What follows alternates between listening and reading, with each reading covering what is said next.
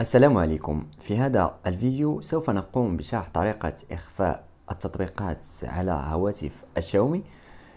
فكما ترون إذا قمنا بالدخول هنا إلى هذا الفولدر، فمثلا إذا أردنا إخفاء هذه التطبيقات سوف نقوم بالدخول إلى هذا التطبيق Security أو تطبيق الحماية الذي يأتي في جميع هواتف الشاومي هكذا. ثم سوف نقوم بالنزول إلى الأسفل هكذا. سوف نجد Hide App أو إخفاء التطبيقات، سوف نقوم بالضغط عليها هكذا. كما ترون يمكننا إخفاء هذه التطبيقات الموجودة هنا.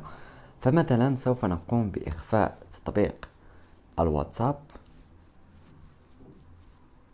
ثم مثلا سوف نقوم بإخفاء الفيسبوك،